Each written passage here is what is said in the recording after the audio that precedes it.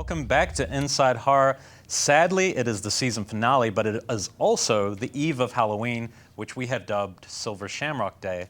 I'm not sure if that's factually correct, but I think most of Halloween 3 takes place on that day. We're going to have to ask Tommy Lee Wallace. Anyway, we're excited. We have a fantastic guest who's made a couple of the most memorable genre films, especially in the 80s.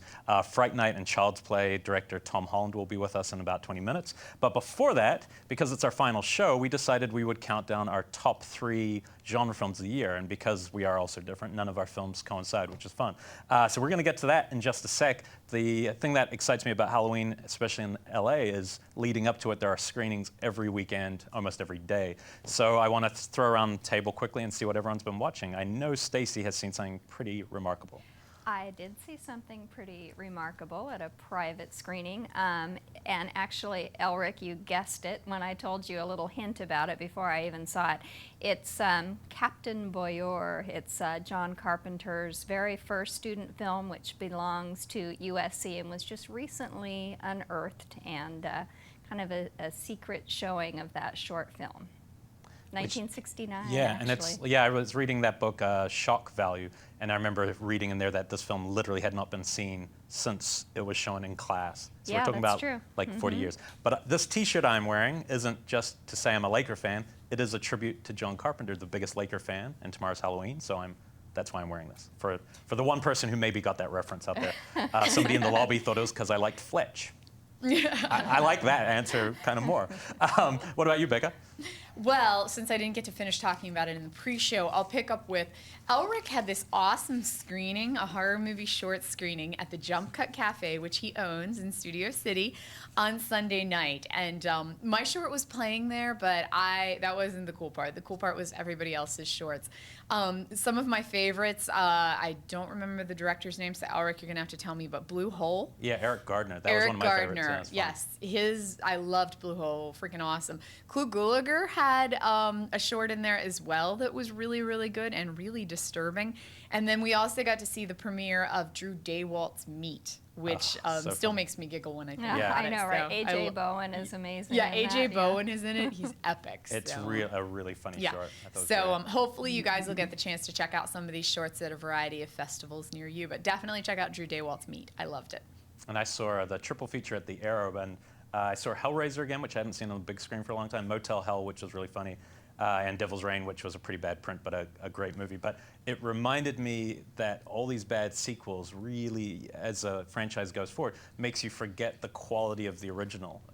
You literally have different memories of something that you once liked, and seeing Hellraiser again on the big screen reminded me it's one of the best horror films ever made. It's just like such an intense, grimy, scary world that they portray, and yet you really forget that by Hellraiser 8 or 9. You know, where the characters, and which we're going to talk about a little bit today too, because franchises in general come up with Tom's work too.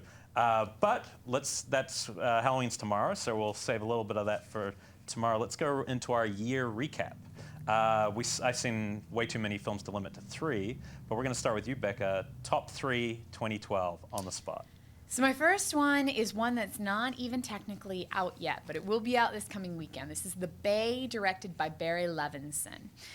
This is the same guy who did Rain Man back in the 1980s, so this is kind of a detour for him to be jumping into horror. Plus, it's a found footage film, and I usually really hate found footage films, so this is kind of a step for me to be liking it. But that said, this is about a bay kind of on the Chesapeake Bay in Maryland. They start discovering parasites in the fish, and they quickly move to humans.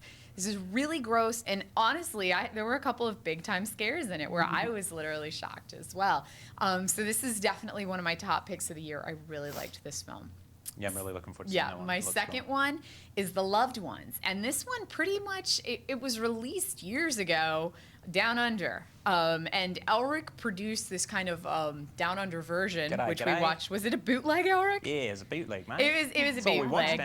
And we caught it, and then a couple of months later, it actually made it to a video release here in the U.S. very long overdue video release. And it did do a very, very small theatrical here in the U.S. I want to say like maybe 3 cities. Yeah, it's one of those tug jobs. Yeah, it did tug screenings. And it's a real shame. This was a top-notch film. It really should have had a larger theatrical, and it definitely shouldn't have been held the way that it was. I absolutely loved this one. So it's a torture film, but it's absolutely hilarious and really smart too. And very stylish. Yeah, That was one of the very, nice very things about that stylish. film, yeah. I loved this one. And my third choice is Woman in Black. Now, I was on Geek Nation this past weekend, and Ryan Turek and I argued over whether Woman in Black was a good film. He said that, it was slow, it was very predictable, and I have to agree, it was slow, but I really liked that element. I found it to be really moody, and I liked the darkness of it, and it definitely kind of shocked me in a couple of scenes, and I liked the traditionalness of it, that it was this traditional kind of gothic Victorian horror film. I could have been tainted. I saw it in the middle of a snowstorm in like the skankiest movie theater that I could find in Virginia, but that said, I still absolutely loved this. And as runner-ups, I put Prometheus, which I really liked just because it was like an old school sci-fi horror film. You're just like a big Harry Potter fan, right? I totally. That's why you like that. Oh, I don't even remember his name. What's his name? Somebody. Daniel Radcliffe. Daniel. I am you didn't so into mention, Daniel though, is Radcliffe. it kind of has a J horror element to it also, Woman in Black, which you wouldn't expect in a Victorian haunted house film, right? Completely. I Yeah. tend art dread, I guess, is what I usually call that style of horror film, where it's like it scares the hell out of you without being really gross or without being really kind of drastic, without going to extreme measures. That uses much more of lighting and technique to scare. But yeah, it's something that J horror completely implements, and that Woman in Black played up big time. Excellent choices. What about you, Staci? Well, I'm glad you said genre films, Elric, because none of my picks are actually She's so traditional fired after horror this show. films. I know. You go work on the comedy show. Yeah, thanks. My third choice of the year would be Headhunters, which is a Scandinavian crime thriller. It's a very dark comedy. And it's very, very gruesome. It kind of reminded me of something that the Coen brothers would do, Fully, with yeah. a European kind of sensibility. So that would be definitely one that I actually saw twice. And my second choice for the best of the year that I've seen so far would be, well, of course, Killer Joe. William Friedkin, who actually the screenplay is also by Tracy Letts, who did Bug with William Friedkin a few years back. And it's got that really kind of arch, hyper-real sense to it, and it's about the psychology of greed and where it can send people, which is to extremely dark places. Kentucky Fried Chicken. And fried chicken, yes. You will never look at KFC the same way again. But no, it's really a striking film, and that's one that I would definitely see again. And then my number one pick of the year, actually, I just saw a few days ago a pre-AFI screening of Brandon Cronenberg's directorial debut in the feature arena. I don't know if he's done shorts before, but this is called Antiviral. And it's very close to Videodrome. I kind of thought of it as Videodrome meets Gattaca meets Repo Man, because it's kind of this futuristic body horror, and it's really, really stylized. I mean, I think he's David Cronenberg's son, and you can definitely see the influence there, but he's taken it and run with it and created his own style. So I think that movie was really, really thought-provoking and filled with tension, and the way that he just shows the unflinching horror of things that can happen to your body in the medical field. It's not pretty. Now, is it as gooey and visceral as David Cronenberg's films It are? isn't. It's a little more sterile. It's got this very futuristic feel to it. It's more stylized. I think it's a little more heightened, a little more polished. But it still really hits you in the gut.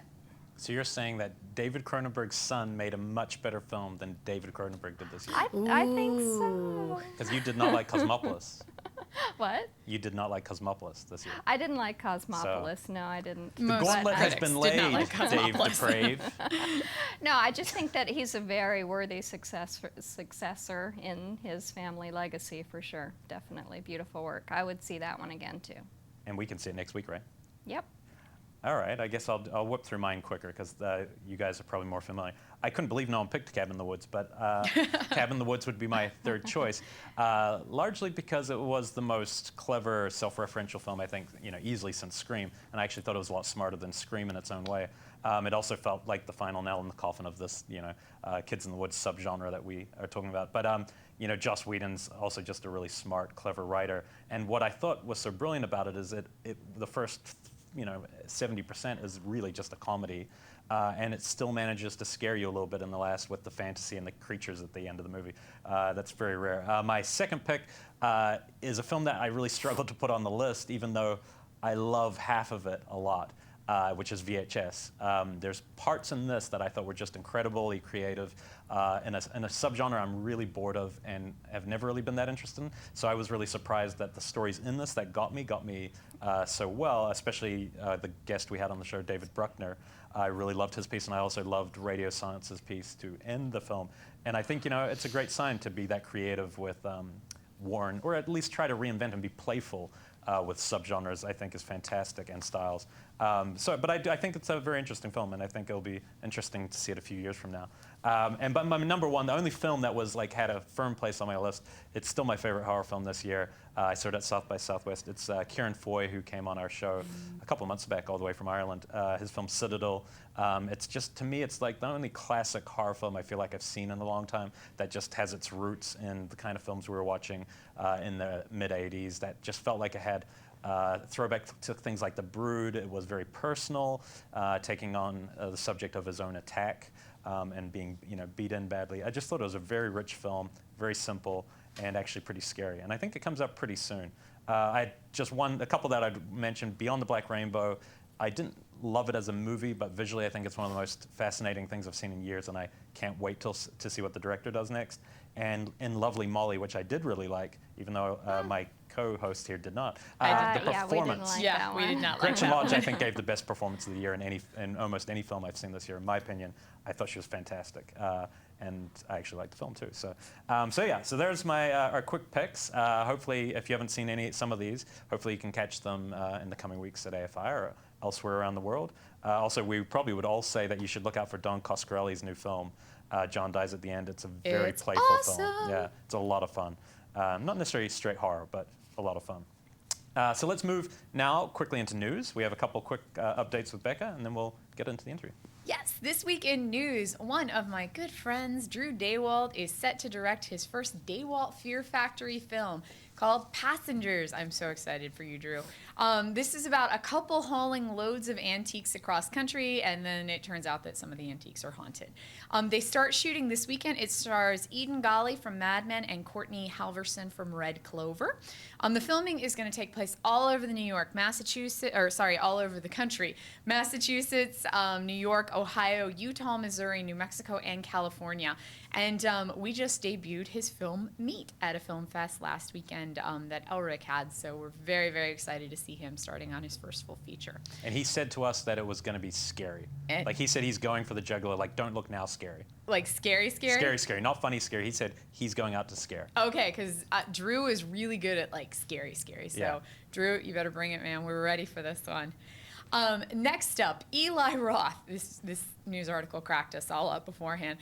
Eli Roth is in the jungle, in the middle of nowhere in the jungle, shooting his new cannibal film, Green Inferno. And what he ended up doing is he was using all of these kind of Amazon villagers as extras in this film, and they'd never really seen a film before, so he decided to screen a film for them.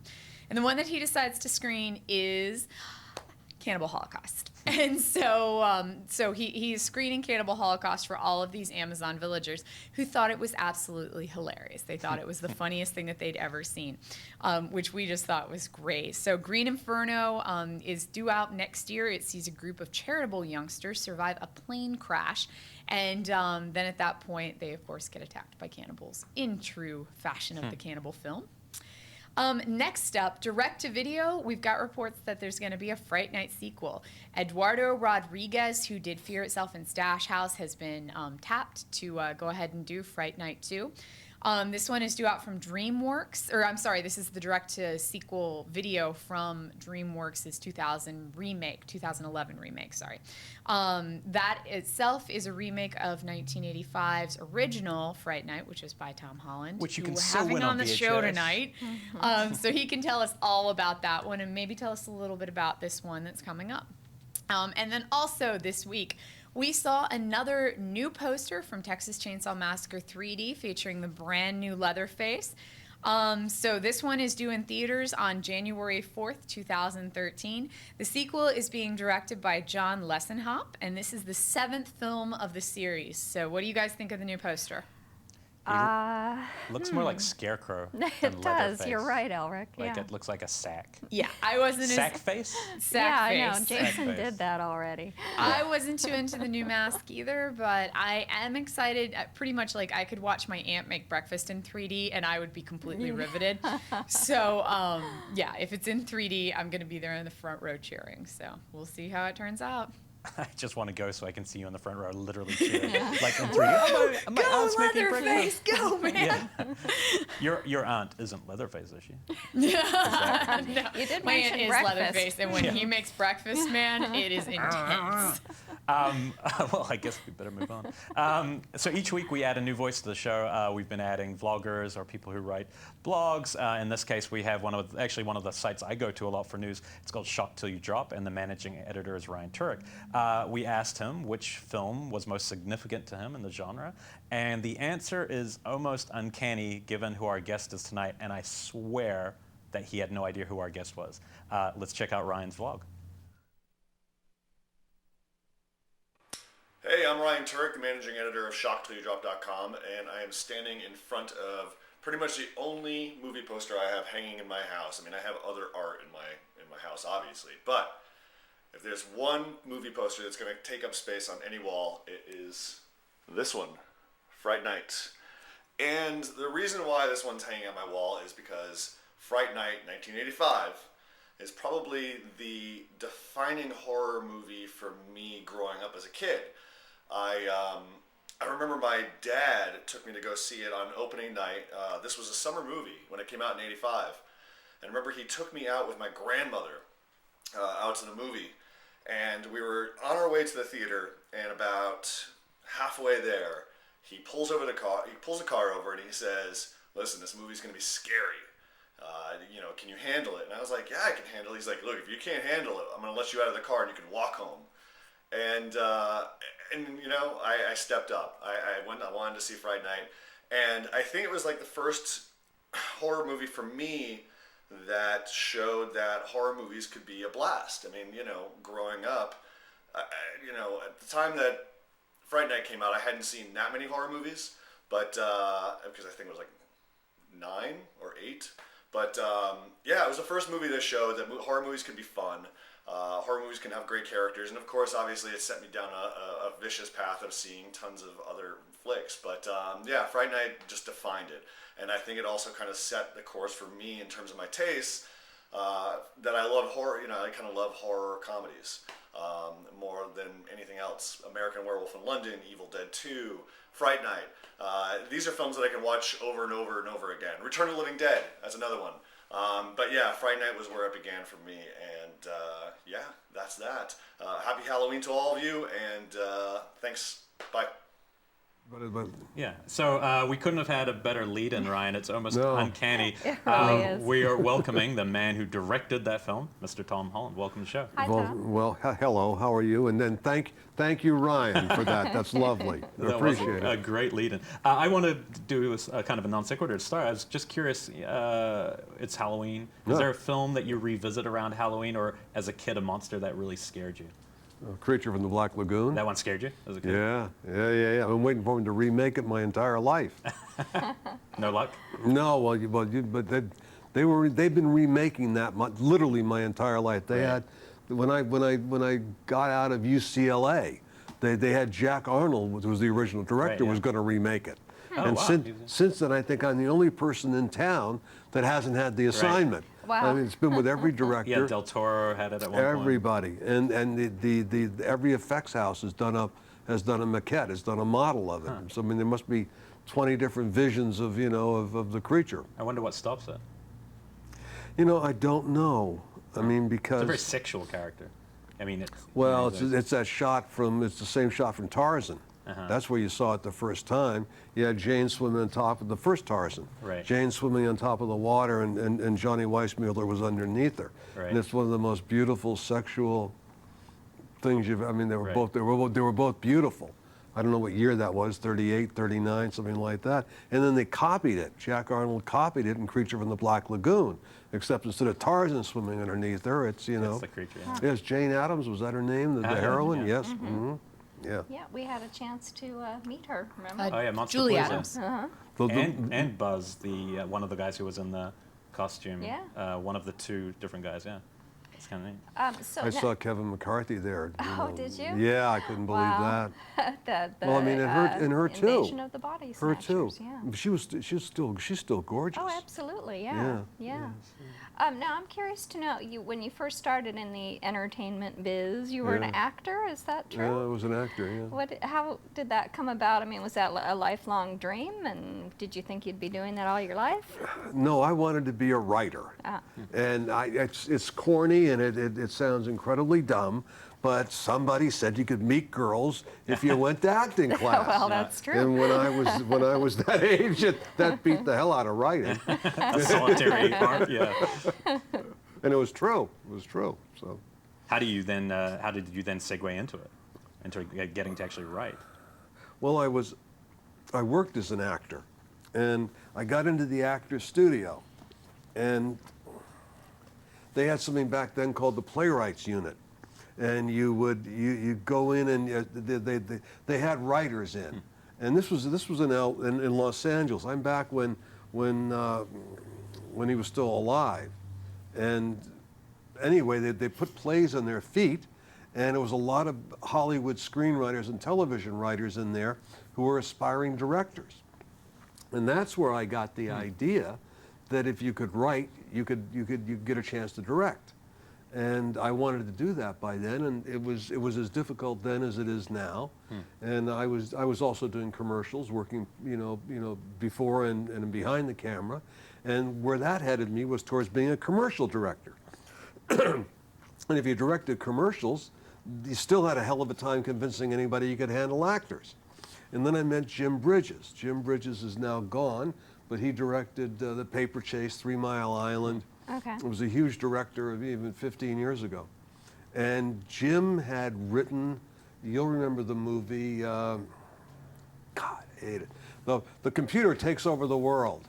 It was one name. Anyway, he'd written it. This is back. He also wrote Appaloosa. Anyway, he was. Oh yeah, the Marlon Brando. Yeah. But it was the Forbin Project. Oh, I haven't seen okay. it. Okay. Haven't seen that one. Okay. Well, that was Dean Kuntz before. Oh. It was the Oh, Dean okay. Kuntz story before Dean Kuntz. Oh, all right. Okay. Because the Forbin Project, probably around -- Anyway, Jim Bridges gave me the idea that you could write your way into directing. And that was at that moment in time when doing original scripts, there was really the huge thing. A lot of movies were being made off it. I know that's hard to believe now. I know, But yes. that moment really was true in Hollywood. And so I started writing, thinking that was, and I thought, well, hell, I'll just sit down and write a script, and now I'll direct it. 5 years later, I sold my first project. The Beast from Within. No, Oh, I it's different. started out with television. I wrote something called The first produced credit I had was for Dick Berg, and it was The Initiation of Sarah. And I that was remember that. Yes, it was a huge TV movie because it introduced the star, the female blonde star with all the sharp features. And it was was the first time they threw girls into the fountain, and they came out with wet T-shirts, and it was The initiation. But of yes, Sarah. but it was a huge scandal because they'd never seen nipples on TV. Wow. And back the LA Times had a Sunday section called the Sunday Calendar section, which also told you what movies to see. It told you what the hot albums were. This was when you had a few media gatekeepers, and you really still had a mass audience. I'm not that far back. Right. I'm really in the late 70s. That was probably 77, 78. And anyway, what I was doing is, in retrospect, I was writing effects-driven movies in a lot of ways, and the effects weren't up to what I was writing. Now looking back on it, and the first feature I had produced that I wrote was The Beast Within, yeah. But before that, I was writing successfully for television. Which a lot of people were at that point, right? That's how a lot of directors broke in. Well, that, yes, but I didn't end up directing television. Right. I ended up directing features with Fright Night being the first one. But we were just talking about serialization running things, so let's start with Psycho 2. Right, right. My question, I guess the obvious one is how daunting was it to take on a project 20 years later? I don't think, that must be the... 22 years later. It must be the longest between any two films in the history. Well, they didn't have sequels then. Right. So it's got to be, I would assume, 22 Think years. how long ago that was. Yeah. The amazing thing is that you have the same actor. I mean, that's pretty incredible. To do a 22-year gap and yet still bring the star back is pretty... Well, it was totally accidental. Not on my part, but what happened was boy, you can tell stages of the development of the media empire, but that was at the beginning of cable. And there was something called Oak Communications out of San Diego, and Psycho 2 was originally designed to be a cable movie. Oh, really? And the defining movie in my life was Psycho. If you ask what the most frightening movie that I ever saw was, it would be Psycho. Be followed by Alien 20 years later, but Psycho, you know, I mean, I was an adolescent. That was from underneath the seats with my hand, like, I mean, really. But you'd never seen film like, you'd never seen montage like that before. I can't tell you. And killing off the lead character Well, so early on. yes. You would never see it coming. But a brilliant story, but voyeurism, you know, cross-dressing, psychosexual, Freudian, mother. But you'd never, I mean, I forget now how many cuts there were in the shower sequence. Yeah, I think there was over 68, or it might have been even. Oh, I think the number was 78, Yeah, but I can't it was really a lot. remember. But anyway, that was, so I had an overwhelming respect for the original Psycho, and it was the most daunting and most terrifying opportunity that I could have imagined, and yet we were slated from the beginning to just be a cable movie, which would have, and I thought they were Universal I'm talking about. Right. Universal had no idea of the value of the property because they're not fans. They weren't fans. They had no sense of the commercial marketplace. So the trick was to write something that was strong enough to get Tony Perkins. I mean, the whole object was to bring Norman back, and then you hoped if Norman came back, then maybe somebody might say, "Hey, we have a movie here." And so, if you watch the original Psycho, the brilliance of Tony's performance was that you felt sorry for him. I mean, you felt sorry for a serial murderer. Like all great monsters, right? Like Frankenstein. Yes, or whatever. but before they weren't serial murderers. They weren't serial killers then. This is, you know. Yes, you'd had Halloween, which broke through in '78 with John Carpenter, and that echoed the first Psycho, and I guess that began it. But when we did Psycho 2, which was '82, it still wasn't saturated. It still hadn't become.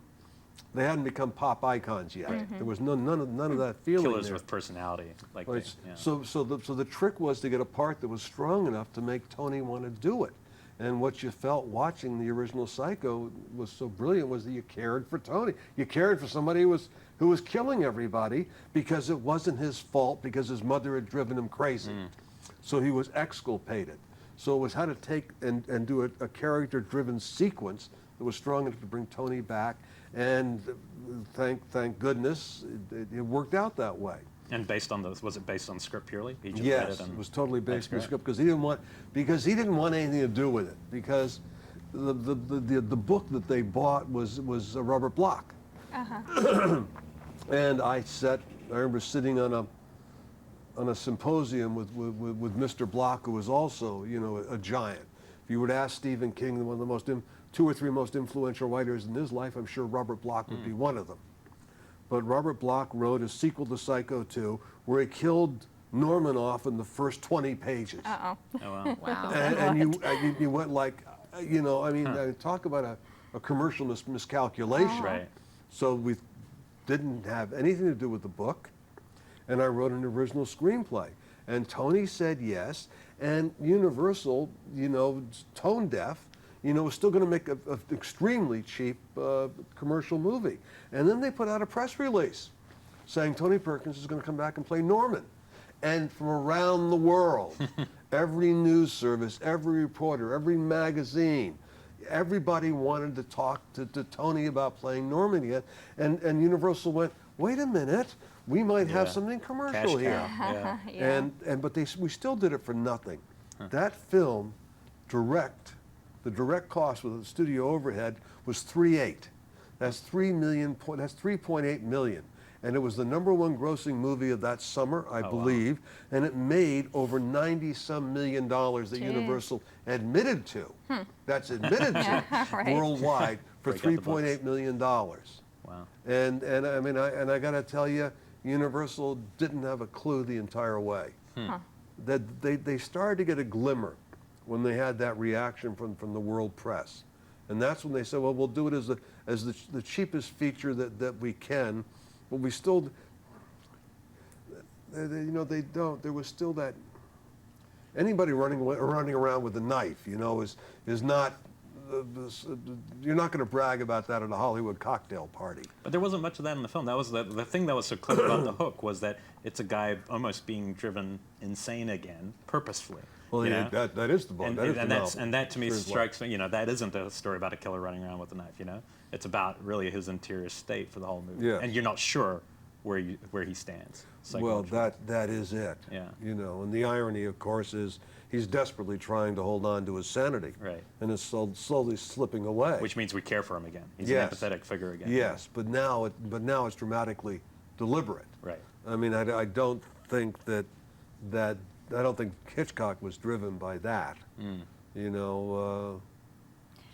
Well, I have a question now on Mr. Perkins working with him on a professional level like that. As someone who had scared you as an adolescent, what was was that? interesting. What was it, kind of surreal at first, or what was it like? Tony was brilliant. I mean, maybe the smartest actor I've ever met. An amazing writer, too. He Oh. wrote The Last of Sheila, which Yeah, is we one both of like my that film. favorite Okay, yeah. mysteries. Yeah. Well, look who his best friend was. It was Stephen Sondheim. Yeah, Stephen Sondheim. Yeah. I mean, and if you looked at The Last of Sheila, then those guys were great intellectual games players, and that's. I sat with Tony. Could play. There was a game we used to play called I forget the movie game. You name an actor, I'll name a movie that actor was in. Then you have to name another actor in that movie, and you keep going until you lose. Well, I could play that. I at one point before they started doing direct-to-DVD movies, I think I knew every movie that was ever made, you know, or damn near, and every actor that was in it. Well, Tony could play that game. He could play it with cinematographers. Wow. He could play it with composers, and he could play it with producers. That's incredible. I mean, so he had an encyclopedic knowledge of film and who was in it and who made it. And that was, I think, a lot because of the relationship with Stephen and at Sondheim. And at that moment in time, everybody was blown away by Sondheim's musicals. You know, I mean, so it was an extremely rarefied, highly cultured. You know, I mean, it was way above me. You know, I mean, You're the movie guy. Well, yeah, Going above it. I stood with them. You know, I think stood with them outside the Bates Motel playing this game, and looking up at the Psycho House, and Yeah. they had just begun to run the tours. that just And- sounds incredibly yeah, fun. well, I it mean, was, but you know. then somebody would come through with and over there as the little loudspeaker, trams would yeah. come through because they didn't have the walk, and Oh, none of that gosh. was built Right. yet. It was just a glimmer in Lou Wasserman's eye. You know, so all of that was going on, and his stories, you know, I mean, it was, yes, that was quite an experience, and his wife was lovely, and we used, I think his son Elvis was the little boy, but he was. And his other son is Oz Perkins just gave a great performance last year in a film called Removal. Very psychological film, and it reminded me a lot. Yeah, of he's really his got dad, yeah. No kidding. Yeah, he's that good. That I didn't Pretty know. intense the performance. yeah the Well, mannerisms it's and tragic. everything. I mean, the mother lost her life in 9/11. Right, Was in right. that plane. Mm-hmm. I mean, horrible. Incredibly unlucky, yeah. Oh gosh, I mean, anyway, so he was an extraordinary person, and I wish I had spent more time with him. I mean, I went out to dinner with him a couple of times, but there was a brilliance. There was he was an intellectual. I mean, it was a high degree of education, and well, I mean, look who he hung out with. I mean, it was Orson Welles. Was I did the trial with Orson Welles. yeah, everybody. Yeah. Yeah. I mean, those I can't. I mean, I was a kid knocking at the doors. Right. I mean, I'd had The Beast Within. The Beast Within wasn't a success, and I'd spent years working as a writer and as an actor, and after The Beast Within, as opposed to being the film that opened the door, I couldn't get a job because it wasn't a commercial success. And so, and then I got this opportunity to write this terrible little cable movie that nobody was paying attention to. And then, I was smart enough, having been an actor, to know how to write a part, to get an actor. That makes And sense. yeah, and then Tony came in, but you could watch that thing play. You could watch him and Tilly, Jennifer? No, No, Meg. that's Meg before, yeah. You could watch Meg, Tilly, and he do the scenes, and you knew it was working. So you're picking up a lot as a director in a way, even though you weren't directing it. You're picking up a lot by watching the performers. And Yeah, but I picked that up at the Actors Studio Okay, in right. Strasbourg, because if this is for those aspiring directors out there, scene study class, if they still have them with actors, is worth going to. I mean, you really have to know, how to put a scene on its Right. feet, how to block it, how to make it work. how to talk to actors, how to communicate even. They say that a lot. I'm never too sure about that. I just know. I mean, actors know if you know. I mean, actors know when a scene's working. I know when a scene's working. And if it isn't, then you got to reblock it, or the dialogues. I mean, that's a terrible problem. You get a lot of scenes that you can't make play. But if if a scene works, yeah, if the actor knows it, and you do too, and then you get their respect. You don't have to go up and you don't have to do a lot of psychobabble with a good pro. They know, or not. Did you book your next gig while you were working on Psycho? Like, did you get your first opportunity to direct as a direct result? Or no. not? What happened was that everything just sort of it exploded. That movie exploded me. I mean, all those stories you hear about, an overnight success and everything. Well, it's true, but it's true after 20 years. I mean, I've been a member of SAG longer than I want to admit. I mean, and so yeah, it changed. I was inundated with work. I did Class of '84, which was still an independent, and then I did one of my more favorite films. I wrote Cloak and Dagger for the same director from Psycho 2, who was Richard Franklin, who's no longer with us, but a tip of the hat to Richard. Dabney Coleman, right? Well, Dabney Coleman's Was Cloak and acting as Dagger, great, yeah. But a real tip of the hat to Richard Franklin, who's no longer with us. He was out of USC, and he was a Hitchcock scholar. And he had interviewed, and everybody referred to him as Mr. Hitchcock. He had when he was at USC, he'd interviewed Mr. Hitchcock, and when he was making Marnie, I think. But I mean, we sat and we watched every film, including the silent films that Hitchcock had made, and then we broke out the visual set pieces, which are those pieces of the set pieces. It's where the story moves forward without dialogue. And nobody was better at that, and nobody was more brilliant than Hitchcock was. And so we took all these set pieces out of, and all these camera moves and the angles and everything else out of the oeuvre of Hitchcock, and we put them in very deliberately into Psycho 2. There's a pan around Norman's room, and we took and did a cutout, and we put the profile, the shadow profile of Hitchcock up there.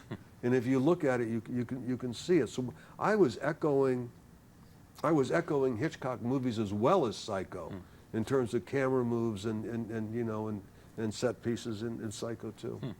Huh. Well, you know, one of your films that we both love, actually all three of us, I'm sure I can speak for Becca too, is Fright Night, which is just like one of the first like really great horror comedies. How did you think to combine those two, and what did you sort of bring to that from your background? Well, I was a fan before there were fans, really. I mean, but I grew up with AIP and Hammer horror movies. Yeah, okay, all the Vincent Price movies, Yes, all, I mean, Peter Vincent is named after Vincent Price and Peter Cushing. Peter Cushing, I just love those guys. But how did I get the idea? Cloak and Dagger. Cloak and Dagger was there was a remake, hypothetically a remake of a movie called The Window, which was Cornell Woolrich, which was the adolescent version of Rear Window. Oh, okay. But Cornell Woolrich also wrote Rear Window, but he wrote the child's version, which is really The Boy Who Cried Wolf. That wasn't enough to hang a film on in 1983 or 4, but that's why I wrote Cloak and Dagger, which is, in effect, it's an original script. But it says, but when I was writing that, I had the idea of how hysterically funny it would be if a horror fan became convinced that a vampire was living next door. Because, of course, no one would ever believe you. Right. And I just loved that idea. And I went around and I told people, and they thought I was nuts. Really? Well, because everything's in its time, and everything's cyclical. And at that point in time, vampires were as dead as werewolves. Okay. Because you had a terrible disaster with Dracula, the Was big it Frank movie. Langella? Yes, with Robert. I think it was Robert Wise directing. It might have been, yeah. Yeah, remember and I that. mean, but it was a huge financial Right. disaster, and it had been a successful play.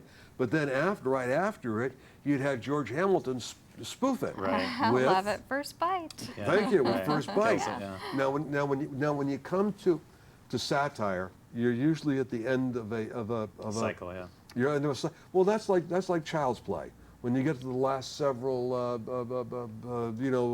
The Omen and well, Exorcist or those kind no, of I was things? thinking more of when you get when Chucky becomes an object of humor. Oh, gotcha. It's once they have one-liners and That's finishing right. lines and- When you're so self-aware Self-referential, yeah, right. and self-referential. Freddy Krueger was the worst of that. I mean, Yeah, by I the, don't think people Freddy, really Freddy realize, Krueger yeah, from when the you start watch to the the end. first Nightmare on Elm yes. Street, Well, he's the not same as things happen creepy. with Chucky. Yeah, terrifying Yeah. at the start. So when that happens, the terror is gone, and all that's left is modern irony. Right. And that's the death of a genre.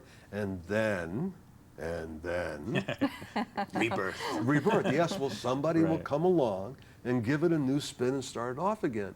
So when I did Fright Night, it was only because I was so hot as a writer that I was able to get it done, because vampires were excuse the expression, death on the in the marketplace.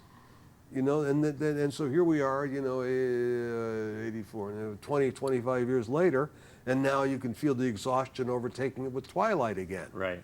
I mean, so you... We also did something radical with the look of it by making them, going away from the romantic, where you actually make them look vicious and horrible, and their face, kind of opens up with the teeth. They can still be good looking when they're in human form, but you actually made them look like brutal kind of creatures, which I think it needed that tweak.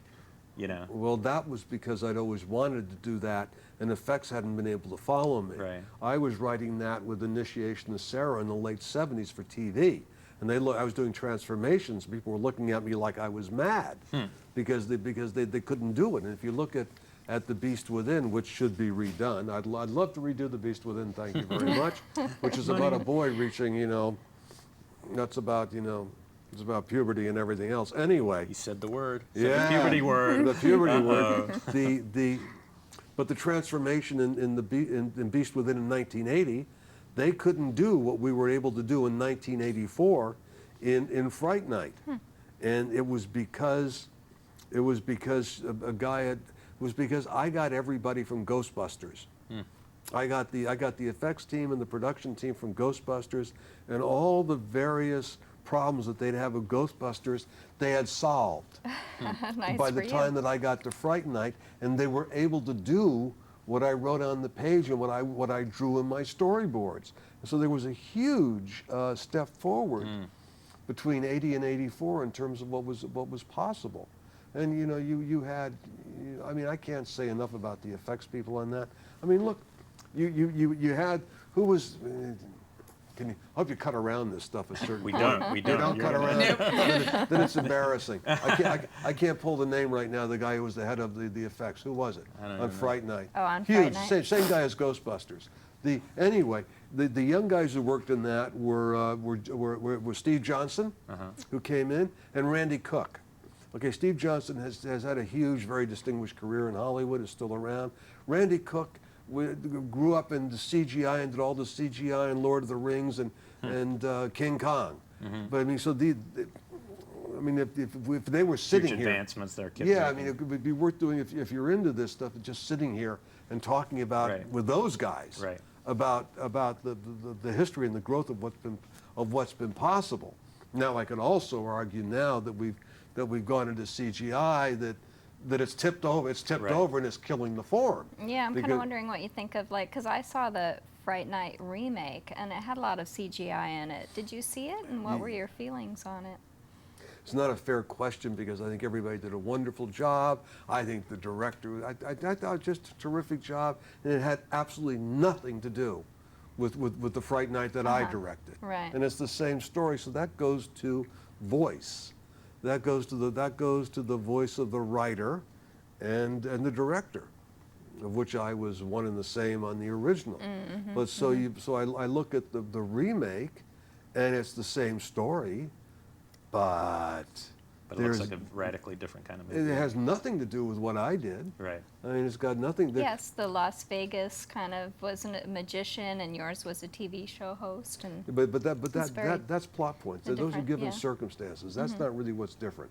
What's different is that warmth, humor, and charm, Right. which I think you'll see in the first one, and I think you'll find it's rather lacking in the second Right. one. Yeah, the second one maybe is more action based when things start to ratchet up. Well, but you're in terrible trouble structurally. If you look at the first one, the one who sees Jerry Dandridge moving in is your hero, Charlie Brewster. right.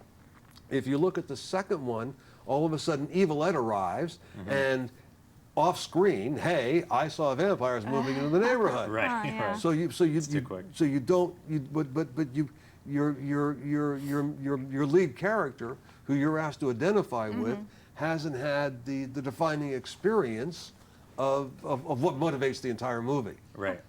Right. Okay, and then if you look at what Chris Sarandon was able to do with Jerry Dandridge, and how the poor Colin Farrell, he had nothing to play, so you only have one moment in there that's really got something that echoes the first one, which is when he's stuck outside the kitchen door because Charlie hasn't invited him in, and the audience is in the joke, and you get a laugh. It may be the only laugh in the remake that echoes the original, and I'm sure it was totally inadvertent. Right. Because he's a vampire from the get-go. Happy Yeah, accident. but you have all these structural choices lead to different effects, different Right, conclusions. right. One of the things you're trying to do is let the audience identify with and participate in the emotional life of your lead characters.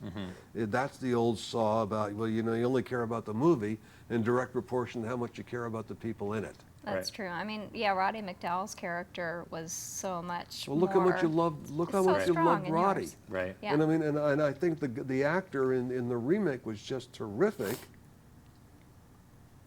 Oh, the guy But played Dr. I Who. don't know. I don't want to see Russell Brand. Right. What Right. are you doing to Right. me? The style of it's Oh not. Yeah. God, Right. Now, did you not like repeating yourself? Was that the reason you didn't really do sequels to your hit films, or was that more political? It was because I was stupid, Okay.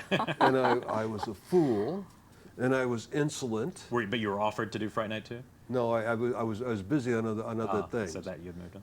And I like Tommy Lee Wallace a lot. Yeah, I think he makes good sequels. But I mean, that's also the terror of Hollywood. I've lost control of that movie. Right. And so I lost control of my baby. And then what always happens, usually happens in Hollywood, is they make a sequel, they figure they have a built-in audience, so they're going to really, get an even higher profit margin by making it cheaper. Right. And everybody who's enjoyed a success with the first one, their price has gone up and they don't want to pay it.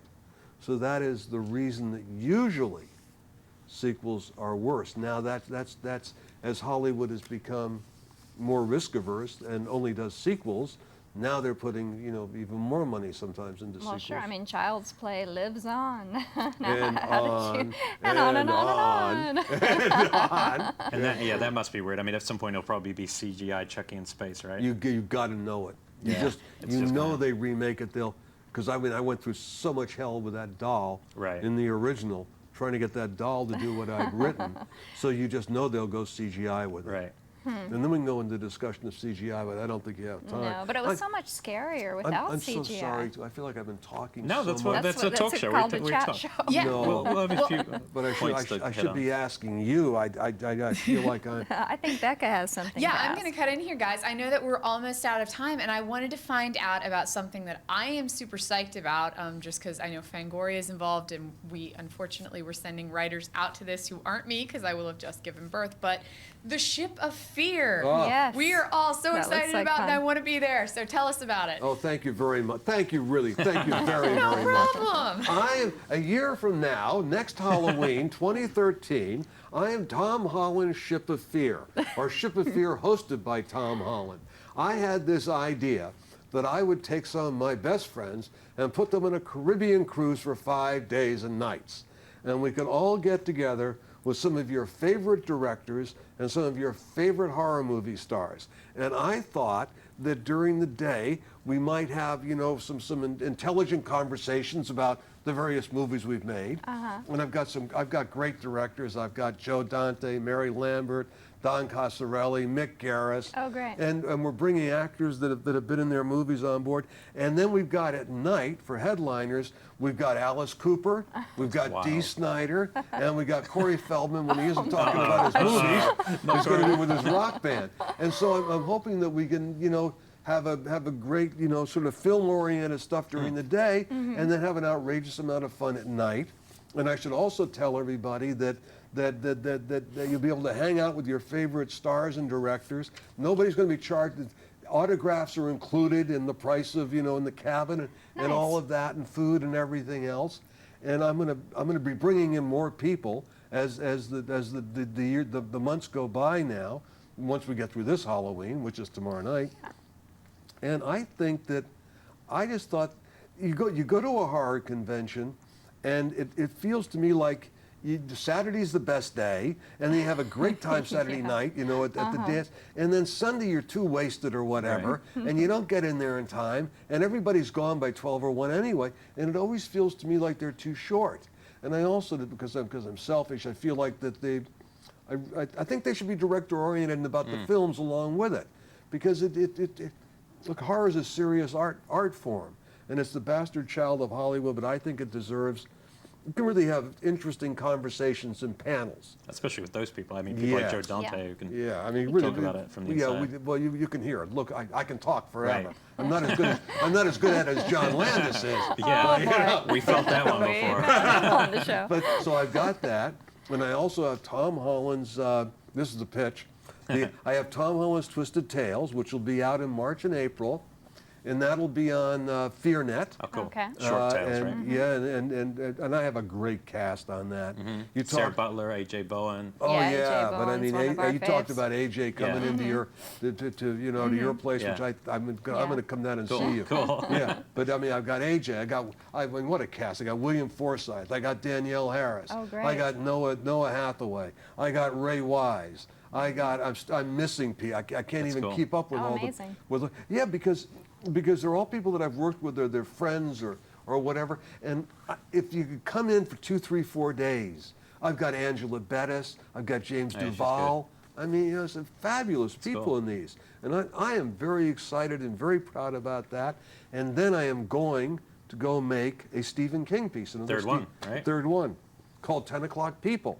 And I'm sure that a lot of the fans will know it because it's in that. Yep. in a rather- Smoking. Read that one. Andy, now, do you feel differently now that it's your third time trying to adapt King? Because he must be an interesting novelist to adapt to the screen. What's the challenge adapting someone like King's work? Oh God, these are long. Oh, they're long answers? Well, but no, I've already been waved off. no, Yeah. but they're great questions, and you should really come on the Ship of Fear. Okay, And we could do a panel, Okay. and we I'm could there. really talk because Yeah.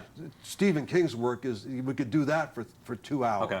You Yeah, know, that's the and- problem. We can end it, yeah. and We'll the let you bunk in the problem- We need a Fango cabin, 3-part Tom Elric. Holland I'm episode. sorry, Rebecca. Really? What did you say? Oh, I said we'll let Elric bunk in the Fango cabin for a night. Just one night. The rest of the That's time. Yeah. you might Yeah, go well, Probably place. bring swim back. Chris Alexander in, or you'd ask the question. I will have just given birth then, so if I can convince my husband that we can take a 6-month-old on a tour of the Caribbean, I'm freaking there. That'd be great. That'd be great. So when are you shooting 10 o'clock, people?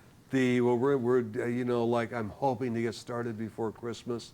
I don't know if I'm going to make it, but December, I hope. Okay, great. You know. So we have to mention before we run out of time completely, we have this amazing VHS copy of Fright. The format right you here, want to watch people. this movie, and I'm sure. Yes. How can they win that, Becca? They can win this by going to our Facebook page, and Elric will be asking a question from the show sometime soon. I'm assuming later tonight, if not tomorrow morning. And Yeah, tomorrow morning. What was that? Tomorrow morning. It'll be tomorrow because Elric's got plans tonight. Yeah, I got apparently. But yeah, so we will be asking a question that is in some way, you know, it was mentioned during the show. So you will have to go back and watch the show or remember what we talked about to win this bitchin' Fright Night copy on VHS, never before opened, and signed by Tom Holland. I guess that's kind of insulting that it hasn't been opened. I just realized that's probably not a good thing, is it? It's No, like- that's I think it's a great time Yeah, I capsule. think- Rebecca, I want to say thank you very, very much. Why, thank you. You're terrific questions. Thanks, we And appreciate really, it. you know, I don't think really- anyone's ever thanked us for our question. I know. This must be the end of a show. Well, no, but you make it so they're I feel like I talk too much, and we should have more of a conversation. No, it's cool. It's cool having a. But the it's a questions chat. they're penetrating questions. Oh, I like to be called penetrating. Well, We're the Charlie Rose of horror. I don't. Oh God, I mean, I don't want to touch that. Okay. I don't want- I'm going to ask you 3 quick things before we go. These are quick answers. You ready? Yeah. Your first scary movie that you ever saw? Well, probably one of the Flash Gordon, the Mole Men. Okay. Yeah. Jess? All right, and what do you fear? My wife. And do you remember what is the best Halloween costume you ever? Oh, the Big Bad Wolf. Oh, that's good. Yeah. I remember there was a party in Ireland, as a matter of fact, and I was with Bergen. I was with Patrick Bergen and my wife. My wife they're cousins. Uh-huh. Was your And wife you Little had Red? to pardon me? Was your wife Little Red Riding Hood? No, yes, she was. Actually, she was. And I can't tell you, we're on the air, I can't tell you about the party. Okay, yeah, But the key party It was there. at a castle. It was at a castle in Ireland. I've seen Ice Storm. I know where you're. I And, know where it's at. okay, and everybody was in costumes, and nobody could walk. I mean, Afterwards? You know, well, during. I mean, everybody was, wrecked. And then we had a big bonfire outside. That is a So great and then Halloween Kubrick costume. adapted your party for Eyes Wide Shut. And all right, well, we're out of time, and it's been a blast. And thank you so much for Yes. coming on. Thank you very and much for spending having Halloween, me. Hallows Eve, I guess. Happy it's called. Halloween, Yeah, happy everybody. Halloween tomorrow. Thanks for supporting our show. The best way for us to come back, hopefully early next year, is for you to go on Facebook, support the show, keep watching the old episodes because there's so much good stuff there, from there Joe is. Dante to John Lance, all sorts of great people. And we hope to maybe be back for a quick Christmas special, but we'll see how things go. And from all 3 of us and Tom, happy Halloween. Happy Halloween.